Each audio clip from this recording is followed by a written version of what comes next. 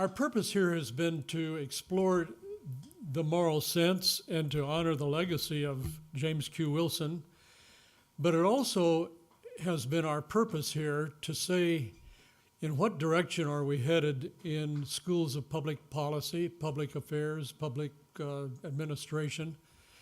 And yesterday, the Wall Street Journal had one of its editorials, which is entitled Higher Education's Illusions.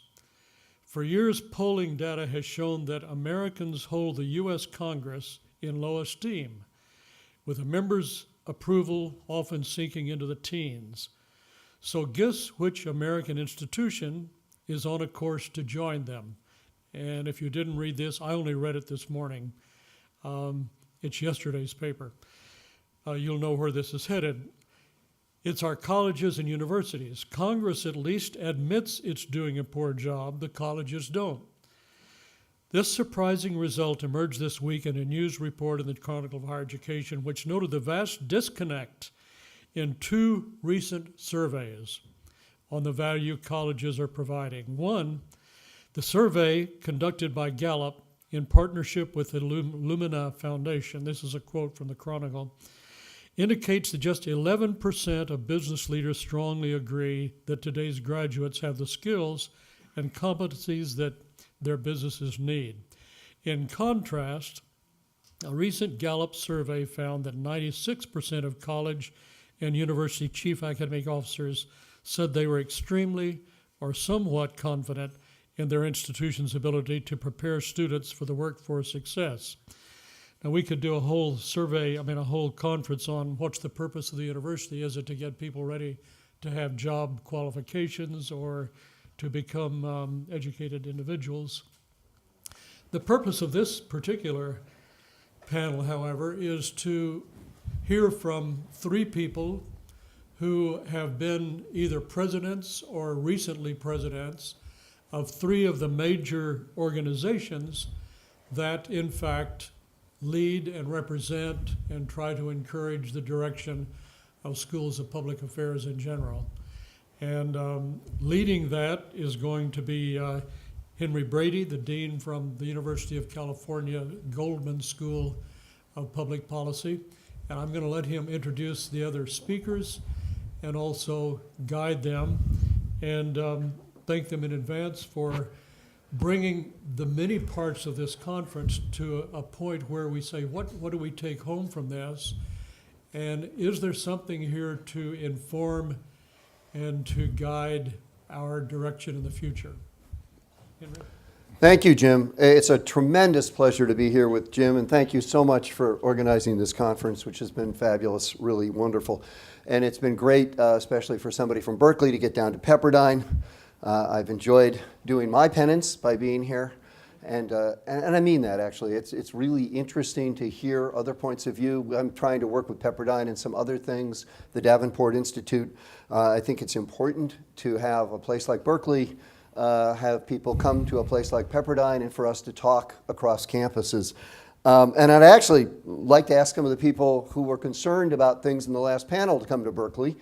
I think you're going to actually find a lot fewer people who hate America than you imagine. I think you'll be actually surprised by some of the perspectives you hear spoken.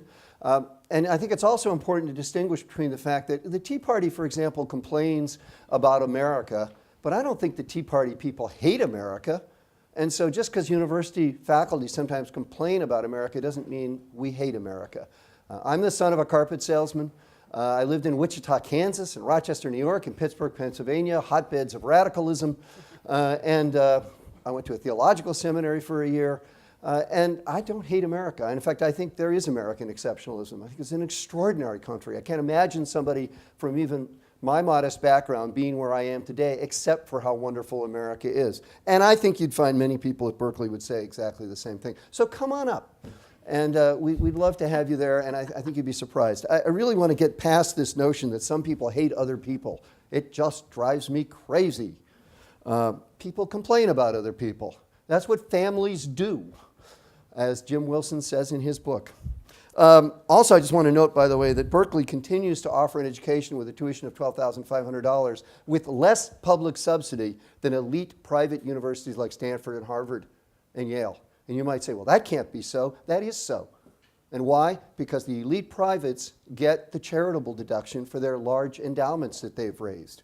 So Berkeley's now down to about 10% of funding from the state of California, and Stanford last year raised $1 billion, of which probably half of that was charitable deduction. So that's a tax expenditure of $500 million for Stanford, whereas Berkeley got $250 million for a campus twice the size of Stanford from the state.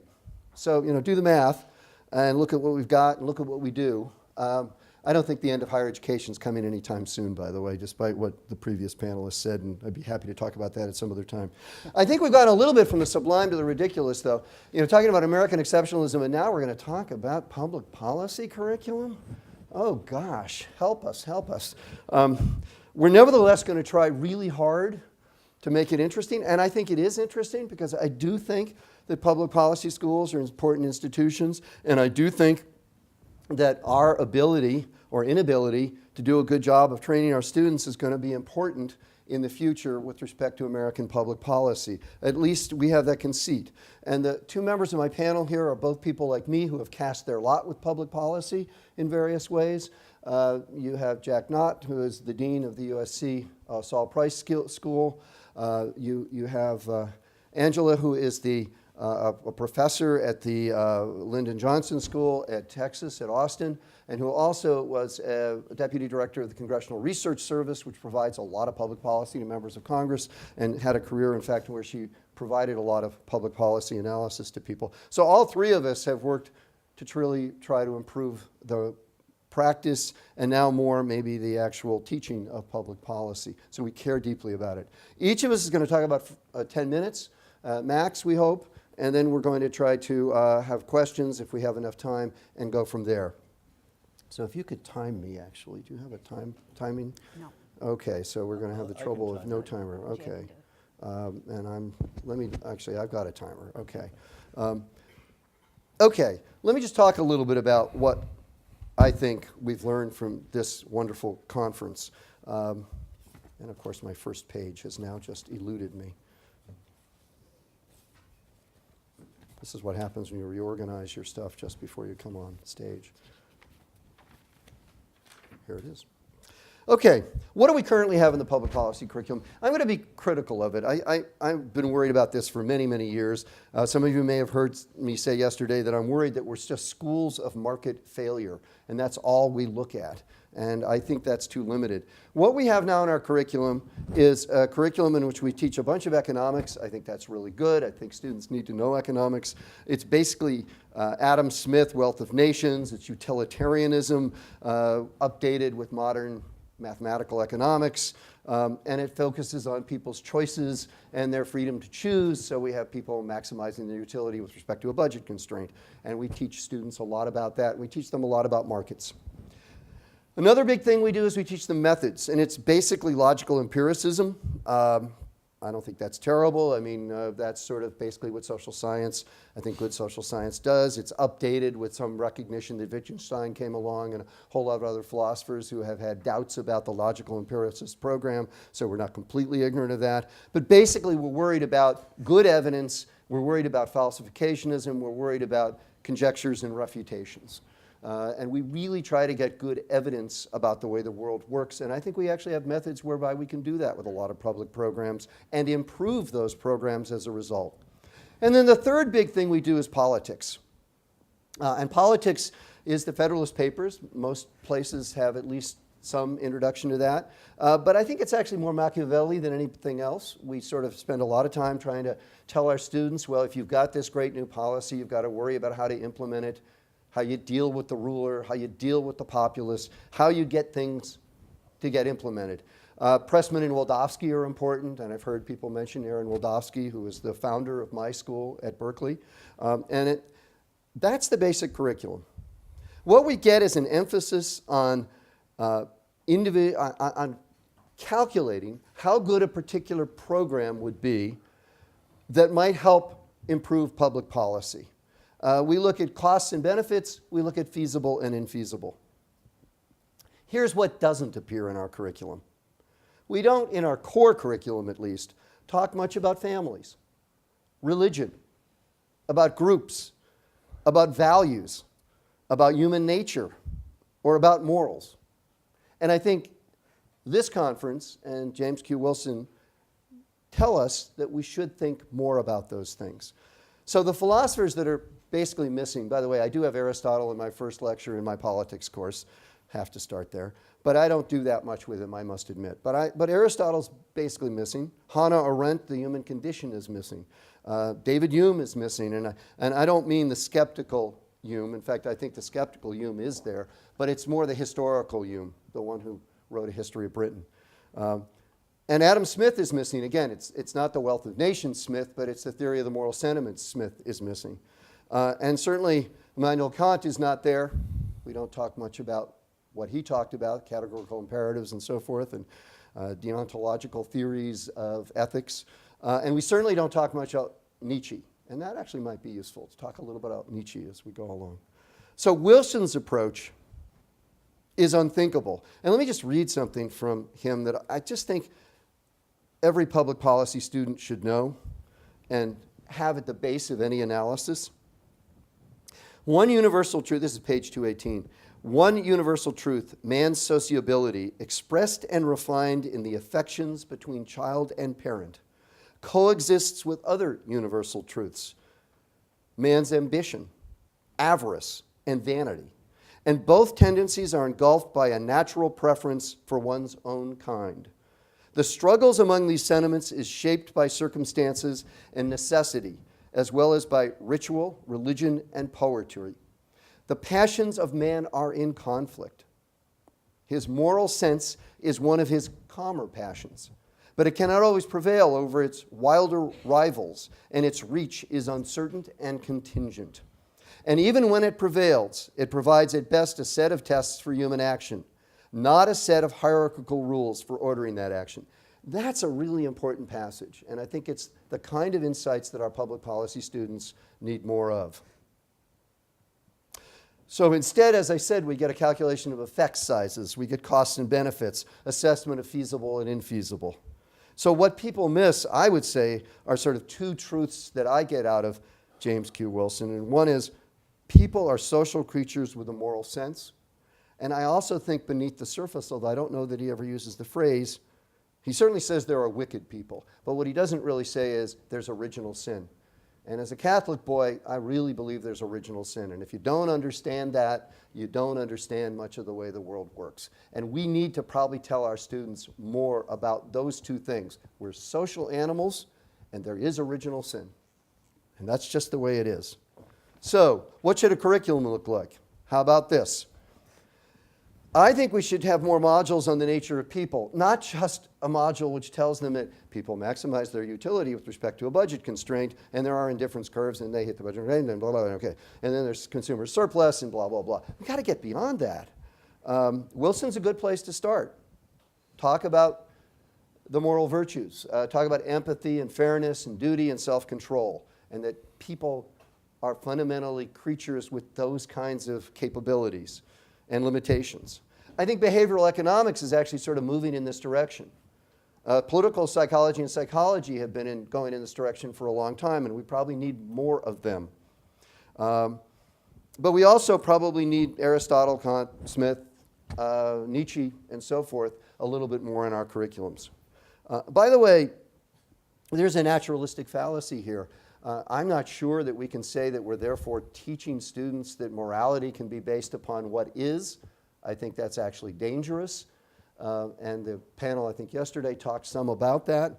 But I'm less worried about the naturalistic fallacy, which is getting ought from is, than I am actually that sometimes we might lead to the situation where, as the panel said yesterday, we get the notion that what is what ought to be, and that's just the way it is. That is to say, we don't assess blame on people because they act badly if they happen to have ingested lead when they were children. And I think the panel made it clear yesterday that that's not a good way to go. So we've got to be careful what we do here. But the fact that we're using naturalistic, descriptive, empirical materials to try to understand the way people operate, I think is very much in keeping with the way public policy works. We also need a module in what people care about. Not just what kind of creatures they are, but what they care about. And here I always have my students read Weber's Class, Status, and Party. People care about class, as Marx said. But as Weber said, they care about a lot more than that. They care about status, and they care about party. They care about groups. They care about politics. And actually, Clark and Wilson, a 1961 article by James Q. Wilson and Peter Clark, is all about three kinds of incentives that were mentioned yesterday, which are basically parallel to class, status, and party. Class, material incentives. Status, solidarity incentives. Party, purposive or ideological kinds of incentives. And so this comes back to Wilson as well. And I think it's very important that people understand, our students understand, that it's more than just about economic goodies. It's all about status and power as well, and those things matter. And that leads me to say we should teach stratification theory. We need to talk about the virtues of stratification, but we also have to talk about the problems of stratification.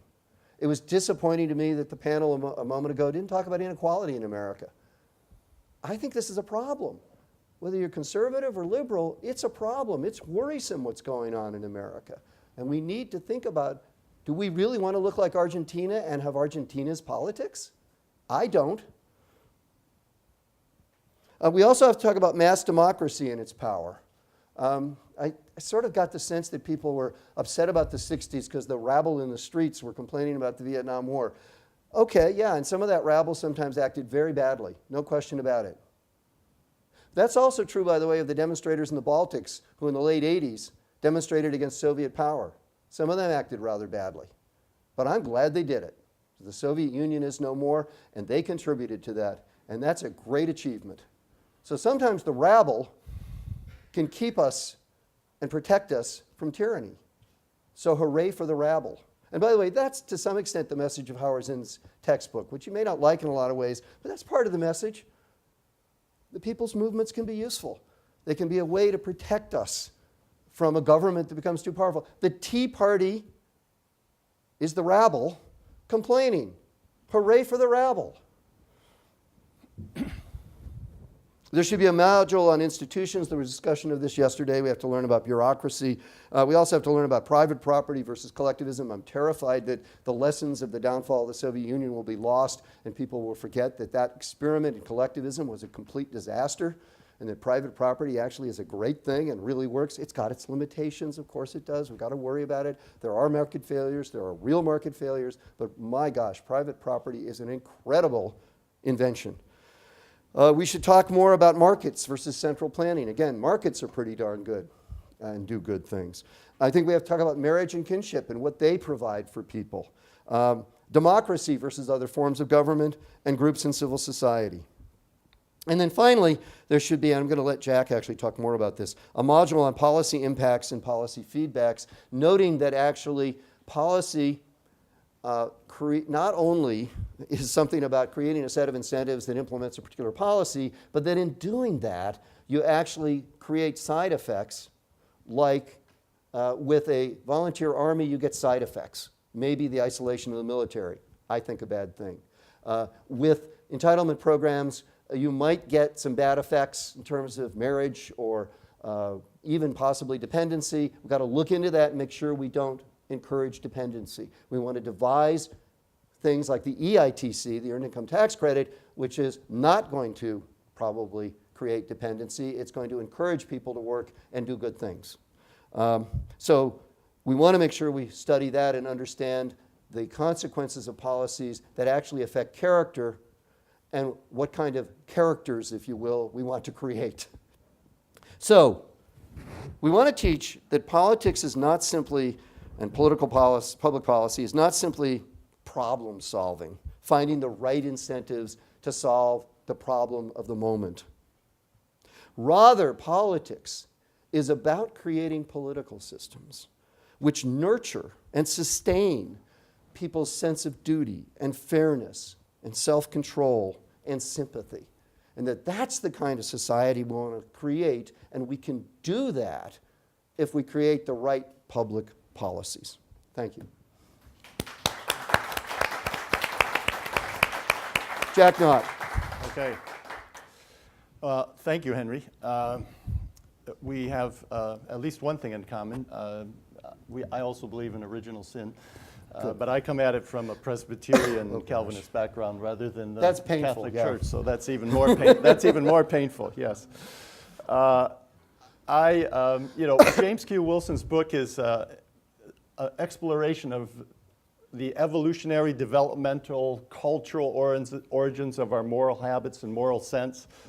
It covers child psychology, political and other philosophy, cultural development, evolutionary biology. It's very broad and covers a number of subjects that I'm not an expert in and don't pretend to be an expert in. But it's one of the great things that Wilson does in his books. He brings together bodies of literature and dimensions to look at a particular issue in a way that almost nobody is able to do.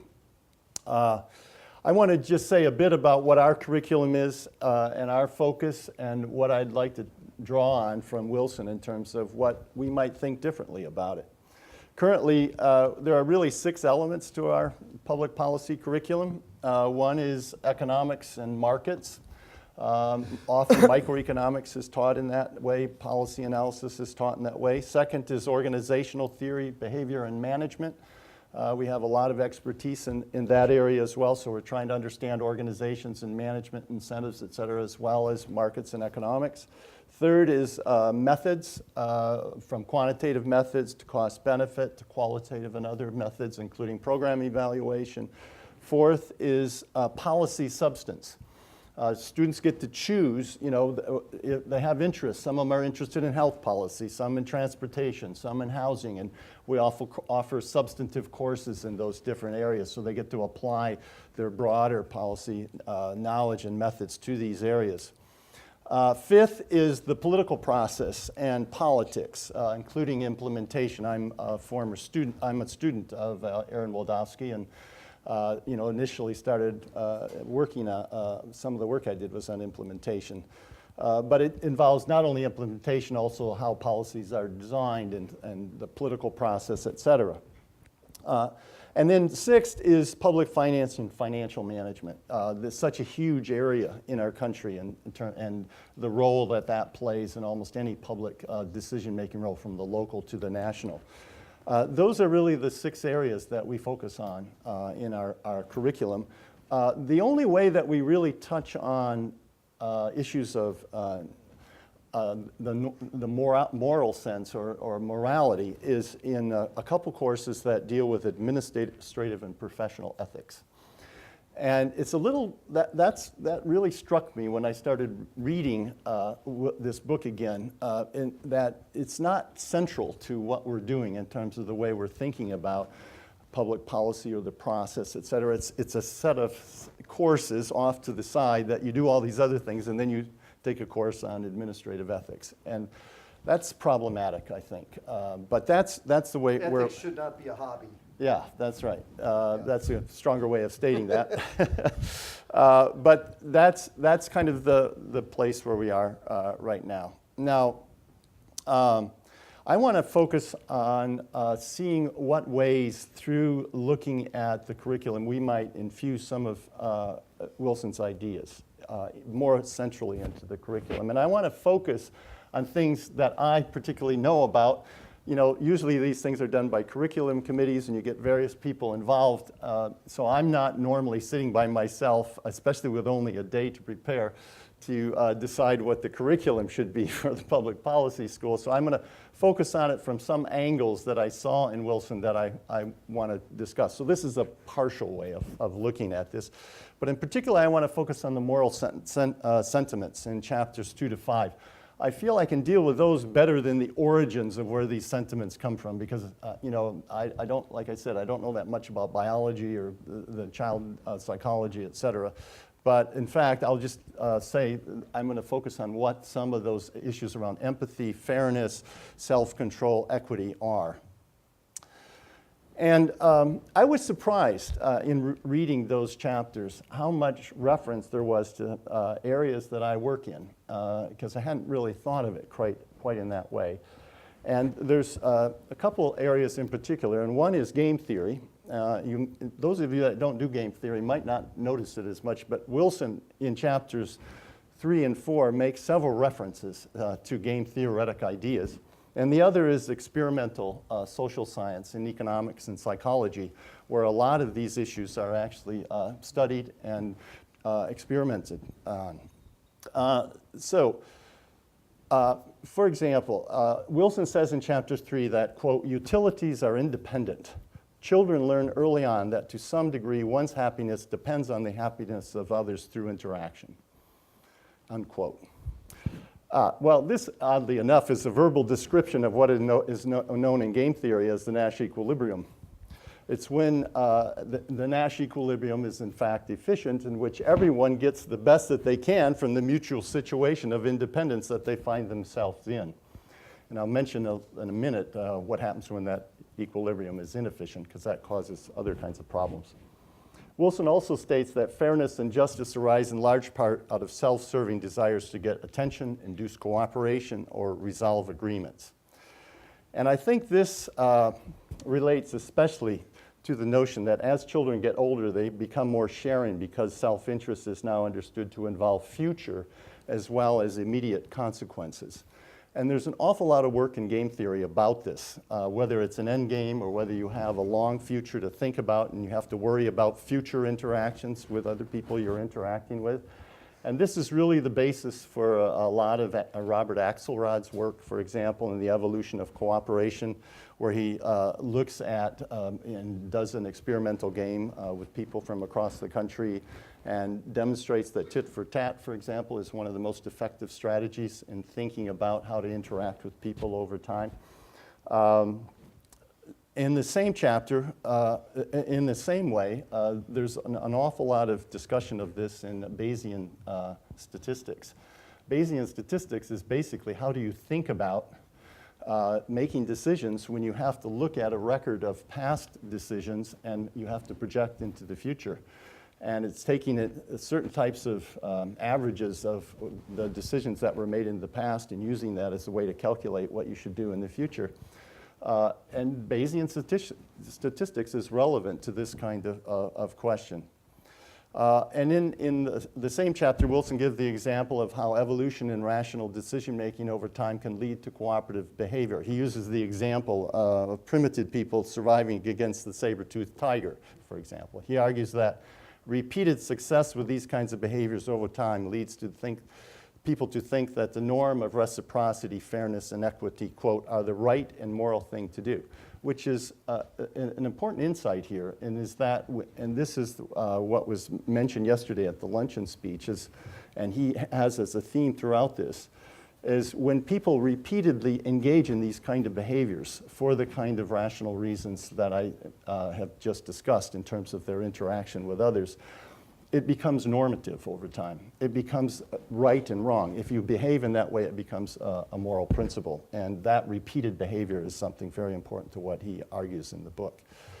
Then I also want to turn to a second major area, and this is the area of decision-making in the social sciences. That's a large literature. I think is very relevant to many of the things that Wilson is talking about. In fact, he cites a lot of this literature. He says, for example, if pay is distributed unequally among cooperating members of a team, many people will withdraw from the team. There's really a lot of work in organizational psychology, experimental economics, and game theory on this kind of idea. The whole notion of free rider in teams and the difficulty of getting people to work together in teamwork and the decision-making around that is a very important area of decision theory. Decision theory is also I think some of the most exciting work today is being done at the intersection of cognitive psychology and economics around decision theory. And this is where you get this notion, a lot of the work in behavioral economics comes out of that, in which the modifying the kind of maximizing approach to decision making that you would find in typical economics. And the work by Kahneman and Tversky and people like that in decision theory and in cognitive economics is very important. So let me do the second thing. The second thing has to do with collective action problems and the individual versus group benefits. He discusses the problem of moral choice when the individual's best choice does not produce the optimal choice for the larger group or organization. And this is basically when a Nash equilibrium is inefficient. This is a hugely important moral question, and it, I think, goes at the heart of what a lot of public policy is about. It's possible for individuals to be making decisions that they think are in their best interest and that they see as moral, but when you add them together, it produces not an overall positive result for society. And this is where I think that Wilson, I was surprised in the book that he didn't pursue that further, because that's where you get really into the role of institutions in decision making.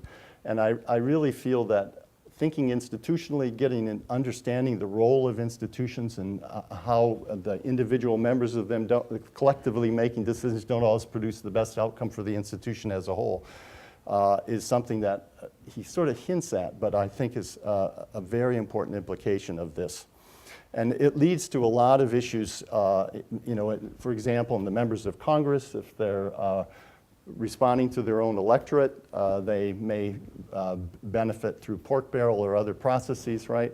But when you add all those individuals' decisions up, you get a budget that's too big, it's in deficit, the items aren't distributed in an efficient way across different constituencies, et cetera. And you can give myriad examples of that where individuals think they're doing the right thing, but the overall consequence of it isn't right. Related to that is, and there's been several references to this, is the historic impact of institutions on moral development. I loved his example of the interplay between feudalism and the Catholic Church and how that led to more emphasis on families and individuals, and his story about the role of private property in Britain. I've written a bit about that in the United States in the progressive era and under the title of The Politics of Institutional Choice. We choose institutions, and I think there could be a more important study of how we go about choosing institutions. This was even mentioned in the last panel. We choose our future, and I think that's an important dimension to it as well. And then I want to conclude with the notion that institutions are moral, and I read I thought a book very nicely parallel to Wilson's that was actually given to me by Jim, by Hugh Heckel, on thinking institutionally, in which he talks about the morality of duty and the morality of institutions. And you can see that even in older books like The Forest Ranger, for example. The forest rangers have a sense of duty and purpose and mission that goes beyond just the efficiency or management of the organization. And that's true in academia as well. If you're a professor, the norms you have around publishing and transparency and so on they're very strong ethical, moral norms that get infused into most professions as well as into most organizations. And this idea also plays out in the way public policies are implemented, and Henry was referring to that earlier, in which you create institutions, both organizations that implement policy, but then also the constituencies that are involved in receiving the policy, whether they're welfare people or whether they're military or whatever. They also engage in behaviors and develop norms and morality around those policies. And the effect of that then feeds back into their attitudes and the political attitudes about what policy should be. And so I think understanding this from an institutional point of view, both in terms of the policy consequences and outcomes as well as the organizations that implement it, is very important. So it's kind of a whirlwind tour through decision theory and experimental economics, game theory, and institutional thinking. But I was really struck by how often he referred to people that I work with and have written about in those fields, And I think it provides at least one window into how to integrate this into the public policy curriculum. Thanks, Jack.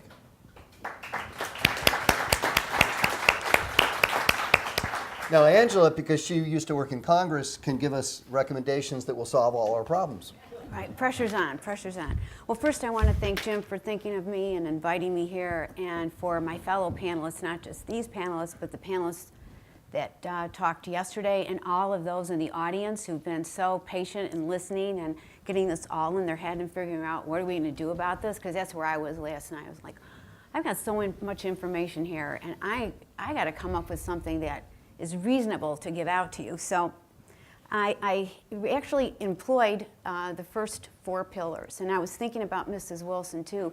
I didn't know Dr. Wilson, but by having you here, it's sort of like a presence, and it just adds a nice presence.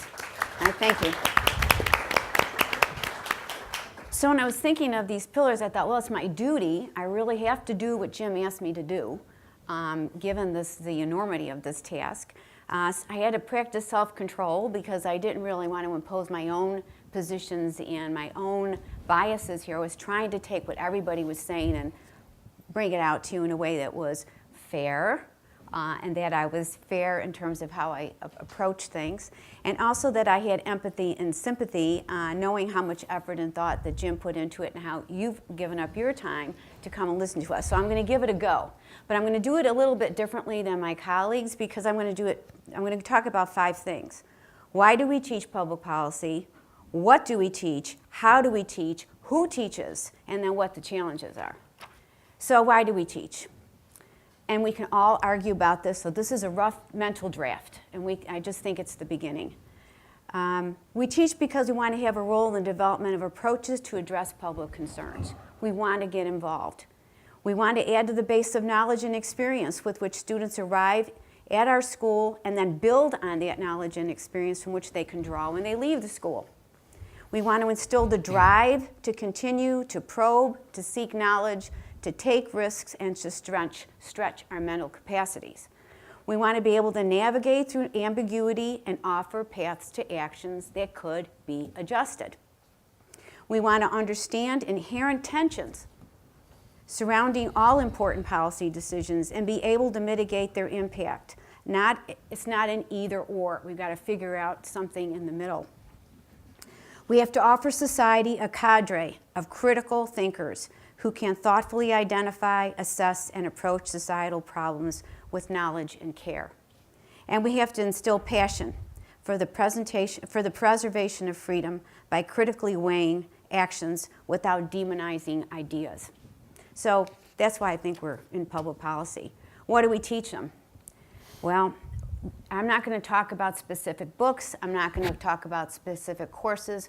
I want to talk more about a skill, and not even a skill, just general big areas. 1, exposure and creation of knowledge. How is knowledge generated? It's through empirical analysis, through experience, identification of patterns that exist in our world, innovation, helping us to innovate through knowledge, and through deep dives, doing archaeological digs, allowing students not to just get this deep, but go way deep into issues. How do we test our knowledge? That's how we want to help our students test their knowledge. Critical analysis, the impact and implications for addressing problems or exploiting opportunity, because this isn't just about problems. It's like we have opportunities out there. How do we exploit those? And I mean exploit in a good way. And then rigorous debate, being comfortable with being questioned, with being challenged with your thinking. We have to teach the importance of context, contextual relations, how to find and define settings in which problems and challenges reside, how to determine relevance of knowledge to problem solving, the task at hand, how to seek and integrate perceptions of learning across diverse disciplines, how we bring a lot of different disciplines to bear. And we don't have to have that on board at a public policy school every minute, but how do we collect and bring and collaborate people? And we should be the heart of a university in doing that. How do we determine the force of perceptions and precedent? What role should they play? We should also teach deliberative reasoning. how to consider things, not just give me a quick answer. Think about it, consider something, and then talk to me about it. How to parse elements, take a big problem apart, parse it, and bring it back together.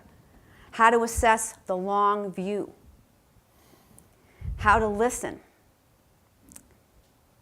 The other thing we should think about is the role of intuition. So sometimes we're challenging students because they don't have the authoritative facts, but they've got a sense or a feeling about something. Bring it on. Let's talk about it. Let's see where that brings us. How to govern. There's a lot of students in public policy schools who don't know Government 101, how our government works, what the tensions are within the government. So we need to teach them about that, how our government differs from other governments. And then we have to teach them the clarity of expression. I have a lot of trouble with the writing and the verbal communication skills of our students, and those are reflections of their critical thinking. So that's really an important thing that I think we need to do. And I think I've heard some of you talk about that in the conference. And then we have to teach them how to act. When you don't really have a clear way to go, but you still have to get something done, how do you do it? So how do we teach that? So we have to expose them to diverse thinkers, the great books of public policy. Everyone's been talking about different books. Are there a group of books that we think we should all be exposed to? And who's going to teach that? Who's going to teach them? Who's going to go through these great books with them and get the sense of what their core elements are and how they might have opposing positions? We need to elicit discussion of perspective and comfort people, make people comfortable in being challenged. We have to give them a safe environment in which to share their ideas, to take risks that they may say something that may not be accurate, but that they have a really safe environment to explore. We have to create a variety of assignments. So we have to make them think about a lot of different things, but also we have to have them write. We have to work in teams. We have to get them to go out in the field. We have to expose them to people who are actually doing the work and people who are actually beneficiaries of the work. So we bring people in so they got a sense of who is involved in public policy. And we have to teach with passion and excitement. We have to go into the classroom and really be excited about what we're teaching. Really be ready to put a lot of energy behind it. And we have to teach with humility. So who teaches? I think this is one of the most critical things we have to think about. Who is teaching in the public policy schools? We have to have a faculty who are exemplars, who actually live what they teach, not just teach and then go off and do something totally different. So we have to have a faculty who establishes high standards for student achievement. Be strict. Have high standards. Hold the students to standards. Hold them accountable. We have to engage students with outside classroom resources. We have to be there for them. We can't just have office hours, like 1 hour a week. We have to be around when they need counsel and advice, when they need to come talk to us on one-on-one, when we do sort of tutorials to go and continue on the discussions we had in the classrooms. We have to motivate students to have self-discovery, to have enough confidence in their brains and what they're doing to keep exploring. It's almost like training them to be prosecuting attorneys and archaeologists in terms of how they go about their thinking. And we, as teachers, have to exhibit humility. We have to say, gee, I don't know. We're going to find that out. And we have to have a sense of humor, which I don't always find in academia. So here's some of the challenges I see. There's no formulaic way to do this. There's not like we can come out of this conference and say, here is your core curriculum, here are your electives for the next 2 years, and this is the path forward. And when you do this, you will be a perfect public policy participant. There isn't a formulaic way. Exposing students to the broadest array of thinkers is difficult. Who are these thinkers? How do you collect them? How do you bring them to students? How do you facilitate that kind of thinking? We also have to think about the universities. Universities don't have a lot of incentives for academics to do some of the work we're asking them to do, to get out in the real world, not through field research, but actually go and see and meet and work with people. We don't have those kinds of incentives. Tenure incentive doesn't incentivize this type of thing. Even universities, in terms of working across departments, it's very difficult. To get collective courses, it's difficult. So the governing structures of our universities also pose some challenges. These aren't insurmountable, but they're challenges.